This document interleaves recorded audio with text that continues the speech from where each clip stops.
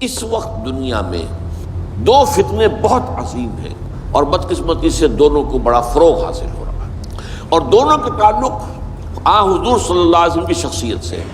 ایک ہے ختم نبوت کی مہر توڑنے والا فتنہ، نئی نبوت کا دعویٰ۔ یہ ہمارے اس دور میں کچھ عرصے پہلے ایران میں ایک شخص بہاؤلہ اٹھا، اور بہائی آج بھی دنیا میں موجود ہے اور مسلمان ممالک میں موجود ہیں، اور ان کے جو ہے وہ اپنے دفاتر ہوتے ہیں، ان کے جو ہے لائبریریز ہوتی ہیں، ان کے ریڈنگ رومز ہوتے ہیں، اور ویسٹ میں تو بہت بہائی، یہاں تو آپ زیادہ واقف ہیں۔ لیکن اس کے بعد جو بہت بڑا فتنہ اس وقت ہے، جسے مسلسل فروغ حاصل ہو رہا ہے ابھی، اور اسے وہ اپنی صداقت کے دلیل کے طور پر استعمال کر رہے ہیں، کیونکہ پوری مغربی دنیا ان کے پشت پر ہے، وہ ہے قادیانیت کا فتنہ۔ پوری مغربی دنیا، آج آپ کو معلوم ہے پورا مغرب لفظ جہاد سے کانپتا ہے، جہاد کو گالی بنا دیا، جہادسٹ۔ یہ گویا کہ ان کے نزدیک کسی کو کنڈیم کرنا ہو تو جہادسٹ ہے یہ۔ تو یہ جہاد، اس جہاد یعنی قتال کی نفی کی تھی غلام احمد قادیانی نے، اسی لیے انگریزوں کا چہیتا بنا تھا، اس لیے کہ ظاہر بات ہے کہ ہندوستان میں انگریز آ تو گیا تھا، لیکن اس نے یہ نوٹ کر لیا تھا کہ مسلمانوں کے اندر تو جراثیم موجود ہے بغاوت کے، مسلمانوں نے دل سے ہمیں تسلیم نہیں کیا۔ اس کی وجوہات تھی، ایک بات تو یہ تھی کہ مسلمانوں سے تو تم نے حکومت چھینی، ہندو تو پہلے مسلمان کا غلام تھا، اب تمہارا ہو گیا، تو ہندو کے لیے تو معاملہ چینج آف ماسٹرز کا تھا، آقا بدل گئے، یہ تو نہیں کہ وہ حاکم سے محکوم بنایا گیا ہو، جبکہ مسلمان حاکم سے محکوم بنائے گئے تو ان کے اندر تو لازماً ایک بدلہ لینے کا جذبہ، انتقام کا جذبہ، اپنا کھویا ہوا مقام حاصل کرنے کا جذبہ جو ہے وہ موجود تھا۔ چنانچہ یہی وجہ ہے کہ حضرت سید احمد شہید بریلوی رحمۃ اللہ علیہ کی تحریک چلی، اگرچہ بہرحال مشیت تیز تھی اور کچھ ان کی بھی اجتہادی غلطی سے وہ ناکام ہو گئے، دنیاوی اعتبار سے بالا کوٹ میں شہید ہو گئے، لیکن یہ ہے کہ اس نے ایک سور پھونک دیا تھا مسلمانوں کے اندر جہاد کا۔ ان کے بعد بھی طویل عرصے تک اس علاقے کے اندر انگریزوں کے خلاف جو ہے وہ جہاد جاری رہا ہے، مسلسل جاری رہا ہے۔ اور اس کے بعد آپ کو معلوم ہے کتنے ہی علماء تھے جو پھانسی چڑھائے گئے ہیں، جن کو جو ہے کالا پانی بھیجا گیا ہے کہ علماء نے اس کو جو ہے دارالحرب قرار دے دیا، اور دارالحرب کے اندر رہتے ہوئے مسلمان کے لیے فرض ہوتا ہے کہ وہ اس دارالحرب کو جو دارالاسلام بنانے کی جدوجہد کرے۔ یہی وجہ ہے کہ 20ویں صدی کے آغاز تک بھی ہمیں سراغ ملتا ہے وہ ریشمی رومال کی تحریک۔ میرے نزدیک جو 14ویں صدی ہجری کے جو مجدد تھے حضرت شیخ الہند رحمۃ اللہ علیہ اسیر مالٹا، ان کی ریشمی رومال تحریک جو تھی وہ یہی تھی، ایک تدبیر تھی، بہرحال وہ نہیں چلی، ناکام ہوگا، یہ دوسری بات ہے۔ تدبیر یہ تھی کہ ادھر ترکوں سے کہا جائے اس وقت تک ابھی خلافت عثمانیت باقی تھی، یہ تو 1924 میں ختم ہوئی ہے، اور یہ میں بات کر رہا ہوں 1915 کی، کہ وہاں کسی کو بھیجا جائے کہ ادھر سے ترک جو ہے وہ حملہ آور و افواج آئیں، اور ادھر افغانستان بھیجا جائے کسی کو، وہاں سے افغانستان سے مسلمان حملہ کریں اور ادھر اندر سے ہم بغاوت کریں تو انگریز کو یہاں سے اٹھا کر پھینک دیں۔ لیکن بات جو تھی، پھر میں کہوں گا مشیت ایسی کری معاملہ ہوتا ہے۔ حضرت شیخ الہند خود گئے تھے ترکی سے مدد لینے کے لیے، پہلے وہاں حجاز گئے، اس لیے کہ حجاز میں ابھی مدینہ منورہ میں ترک گورنر موجود تھا، ابھی جو ہے وہ شریف حسین جو تھا جس نے بغاوت کی تھی ترکوں کے خلاف، مکے پر تو اس کا قبضہ تھا، مدینے پر نہیں تھا، تو وہاں گورنر جو ہے ترکی کے خلافت عثمانیہ کے موجود تھے، ان سے ملاقات کی اور آگے جانے کا فیصلہ بھی تھا۔ لیکن اسی اثناء میں مخبری ہو گئی، اور شریف حسین والی مکہ نے، جس کی یہ نسل ابھی تک چل رہی ہے، یہ جو اردن کا بادشاہ بیٹھا ہوا ہے، یہ اسی کا پڑ پوتا سمجھ لیجئے، یا پڑ پوتا یا سگڑ پوتا ہے، یہ وہ نسل ہے ہاشمی، ہاشمائٹ۔ اس نے حضرت شیخ الہند کو گرفتار کر کے اور چاندی کی تشتری میں رکھ کر انگریز کو پیش کر دیا، یہ آپ کا باغی یہاں پر آ کر اور آپ کے خلاف سازشیں کر رہا ہے۔ اور دیکھیے انگریز انہیں کہاں لے گیا،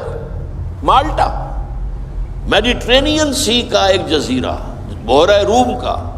آخر ہندوستان میں بھی تو واپس لا سکتا تھا، ہندوستان کی کسی جیل میں نہیں۔ اقبال کے نفس سے ہے لالے کی آگ تیز، ایسے غزل سرا کو چمن سے نکال دو، تو وہاں رکھا ہے انہیں 4 سال وہاں پر وہ، اور ٹی وی جو ہے وہ اپنی آخری حد کو پہنچی ہے تو چھوڑا ہے کہ ہماری اگر قید کے اندر یہ انتقال ہو گیا ان کا تو پھر طوفان اٹھ جائے۔ تو ایک فتنہ تو یہ ہے جو ختم نبوت کا، چونکہ اس قتال کے خلاف فتویٰ دیا تھا، دین کے لیے حرام ہے اب دوستو قتال فی سبیل اللہ ختم ہو گیا، لہذا انگریزوں نے ان کا چہیتا بنا، ان کا فتنے۔ آج بھی پورا ویسٹ جو ہے یورپ میں، امریکہ میں، انگلینڈ میں آج کل ان کا مرکز ہے، اور ان کے خطبے جو ہے اس کے امام جو کہلاتا ہے خلیفہ، وہ آپ کو معلوم ہے کہ وہ سیٹلائٹ کے اوپر جو ہے وہ نشر ہوتا ہے۔ دوسرا فتنہ جو ہے، جو اپنی تاثیر کے اعتبار سے اس پہلو سے اس سے بھی زیادہ خطرناک ہے کہ وہ زیادہ پھیل رہا ہے اور اس کا ادراک اور احساس نہیں ہے۔ ختم نبوت کا معاملہ تو ایسا ہے جو اتنا واضح ہے، کسی کا نبوت کا دعویٰ کرنا اتنا واضح ہے کہ ہر مسلمان سمجھ لے گا کہ واقعی وہ تو دائرہ اسلام سے خارج ہو گئے، اور جو اسے مانے وہ دائرہ اسلام سے خارج۔ چنانچہ یہ فیصلہ جو ہے ہمارے ہاں آپ کو معلوم ہے سرکاری سطح پر، حکومتی سطح پر، ریاست کی سطح پر پارلیمنٹ نے طے کیا کہ قادیانی خواہ وہ ربوائی ہے اصل قادیانی، خواہ وہ لاہوری ہے جو لاہوری احمدی اپنے آپ کو کہتے ہیں، وہ دونوں دائرہ اسلام سے خارج ہیں۔ لیکن یہ دوسرا فتنہ وہ ہے کہ جو اندر ہی اندر جیسے دیمک جو ہے لکڑی کو کھا جاتی ہے، ان کا یہ فتنہ ہے انکار حدیث کا فتنہ۔ قرآن مانیں گے، قرآن کو سمجھیں گے، حدیث ہاں ٹھیک ہے، حدیث اپنی جگہ ہے، اس میں اخلاقی تعلیمات جو ہیں ان کو ہم سر سے سینے سے لگائیں گے، لیکن مطاع جو ہے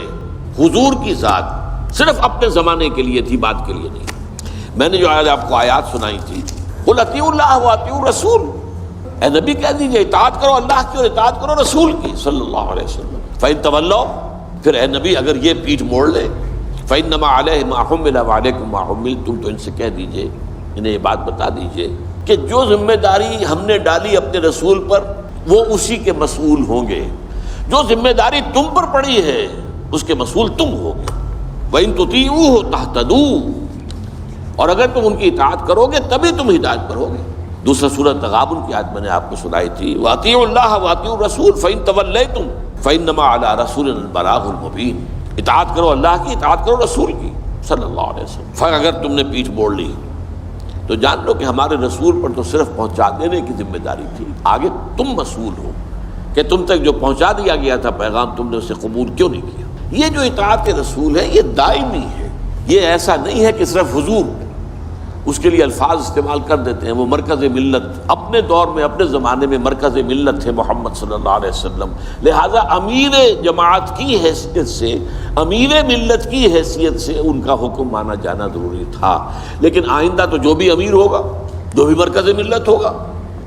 جو بھی حکومت بنے گی، جو بھی مسلمانوں میں حاکم ہوگا، ان کی اطاعت فرض ہے۔ اور یہ فتنہ اس تیزی سے پھیلا ہے، اس تیزی سے پھیلا ہے، اس لیے کہ شریعت کی بہت سی پابندیاں ان لوگوں نے اسی حوالے سے حدیث کو اٹھا کر پھینک دیا۔ پردہ کوئی شے نہیں ہے، کوئی خاص شے نہیں ہے، پردہ جو ہے یہ تو ایک خاص دور کا کلچر تھا بس۔ اب قرآن مجید کی آیات کی جو ہے وہ غلط تعویلیں کر رہے ہیں، ترجمے غلط کر رہے ہیں۔ اب عام آدمی جو ہے، عام جدید تعلیم یافتہ آدمی جو ہے، اسے کہاں عربی کا پتہ ہے، وہ اسے کہاں پتہ چلتا ہے کہ یہ جو آیت کا ترجمہ کیا جا رہا ہے یہ غلط کیا جا رہا ہے، ٹیڑھا کیا جا رہا ہے۔ یہی آیات کے ترجمے میں تحریف قادیانیوں نے کی ہے۔ ان کا ایک عام مبلغ اور ان کے زیر اثر کوئی شخص آئے آپ سے بات کرے، آپ ہکا بکا رہ جائیں گے، وہ آیتوں پر آیتیں پیش کرے گا، لیکن ترجمے اس کے غلط کر رہے ہیں۔ آخر وہی آیتیں ہیں جو 1400 برس تھے مسلمان جو ہیں صحابہ سے لے کر اور ہمارے دور تک علماء پڑھتے آئے، ان کا ترجمہ انہوں نے کیا۔ تو یہاں پر بھی یہ ہے کہ وہ تعویلیں غلط کرتے ہیں، اور ایسی ایسی تعویلیں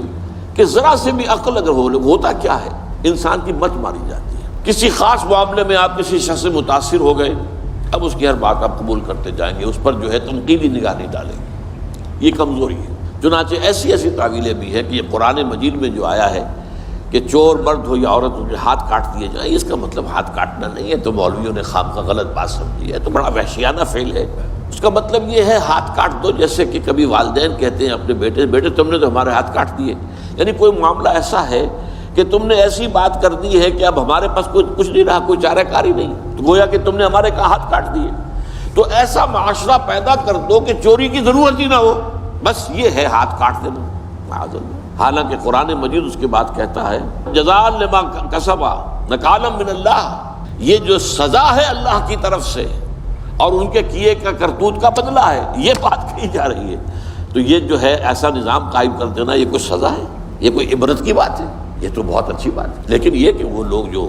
پرویز غلام احمد پرویز، عجیب بات یہ ہے کہ پنجاب نے یہ دو غلام احمد پیدا کیے، غلام احمد قادیانی، غلام احمد پرویز، ایک نے مہر ختم نبوت کو توڑا اور ایک نے حدیث کے بارے میں اور مستقل طور پر سنت رسول کو شریعت کے بنیاد ہونے کی حیثیت سے چیلنج کر دیا۔ اور یہ فتنہ میں آپ سے عرض کر رہا ہوں، آج چونکہ جیسے قادیانیوں کو پوری مغرب کی سپورٹ ہے، ایسے اس فتنے کو بھی، چونکہ وہ کلیش آف سویلائزیشن میں اسلامی تہذیب کو ختم کرنے کی درپے ہو گئے ہیں، اور اسلامی تہذیب کا اور شریعت کا دار و مدار اکثر و بیشتر تو حدیث پر ہے، سنت پر ہے، لہذا وہ دین کی جڑ کاٹنے کے لیے یہ جو انکار حدیث کا فتنہ، یہ استخفاف حدیث کا فتنہ ہے، اس کو سپورٹ کر رہے ہیں۔ اور رینڈ کارپوریشن کی جو سفارشات ہیں ان میں شامل تھا یہ کہ ایسے ماڈرنسٹ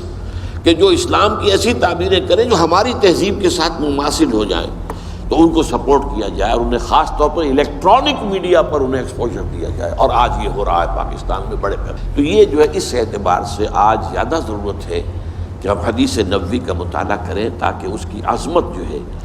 وہ ہمارے دلوں میں جاگزیں ہو جائے، اور حضور صلی اللہ علیہ وسلم کے ساتھ ایک محبت کا اشتوا جو ہے رشتہ مضبوط ہو جائے۔ اقول قولی ھذا واستغفر اللہ لی ولکم ولسائر المسلمین والمسلمات۔